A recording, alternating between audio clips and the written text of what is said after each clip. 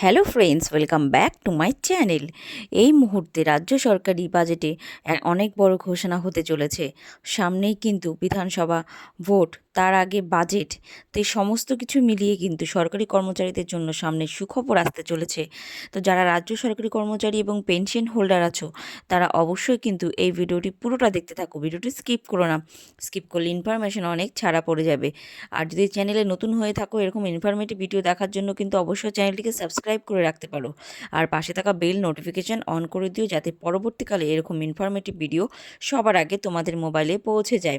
আর একটাই রিকোয়েস্ট রইলো, যদি ভিডিও ভালো লাগে অবশ্যই কিন্তু কেউ লাইক করতে ভুলো না। তোমাদের এক একটি লাইক অনেক বেশি মোটিভেট করে পরবর্তী ভিডিওগুলো তৈরি করার জন্য। তো এখন যাওয়া যাক মূল ভিডিওতে। তো সামনে বিধানসভা ভোটে কিন্তু একটা বড় চমক দিতে চলেছে কিন্তু রাজ্য সরকার। সামনে কিন্তু সরকারি কর্মচারীদের কথা মাথায় রেখে কিন্তু ডিএ বৃদ্ধির ঘোষণা হতে পারে। তো এখন কত শতাংশ ডিএ হতে পারে সেটা কিন্তু সময়ই বলছে। বোঝা যাচ্ছে যতটুকু যে 8% ডিএ ঘোষণা হতে পারে 2026 নির্বাচনের আগে।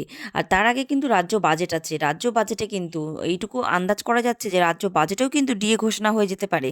তো এখন দেখার বিষয় যে রাজ্য বাজেটে ডিএ ঘোষণা হয় নাকি নির্বাচনের আগে। তো দুটোই কিন্তু একই হচ্ছে। তো যতটুকু ইঙ্গিত পাওয়া যাচ্ছে রাজ্য বাজেটে কিন্তু 100% ডিএ ঘোষণা হতে চলেছে। তো এটা কিন্তু রাজ্য সরকারি কর্মচারী, পেনশন হোল্ডার সবার ক্ষেত্রে কিন্তু অনেক বড় খুশির খবর। আর একটা কথা বন্ধুরা, তোমরা কিন্তু অবশ্যই বিগত বছরগুলিতে খেয়াল করেছো যে কখন কখন ডিএ ঘোষণা হয়েছে।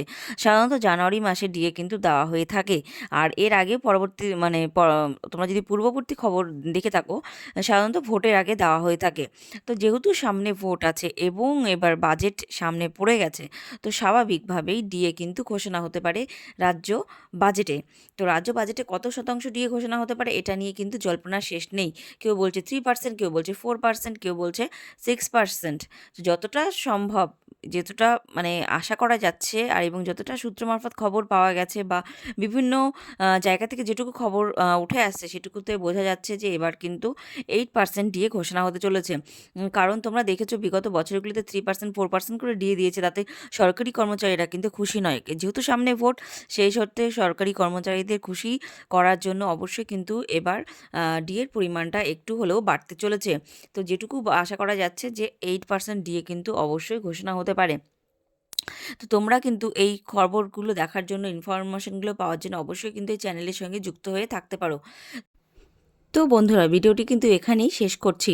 এরকম ইনফরমেটিভ ভিডিও দেখার জন্য আর এডুকেশনাল ভিডিও দেখার জন্য এবং এসএলএসটি, প্রাইমারি, টেট সমস্ত রিলেটেড ভিডিও তোমরা কিন্তু এই চ্যানেলে পেয়ে যাবে। তো অবশ্যই কিন্তু চ্যানেলটির সঙ্গে জুড়ে থাকতে হবে।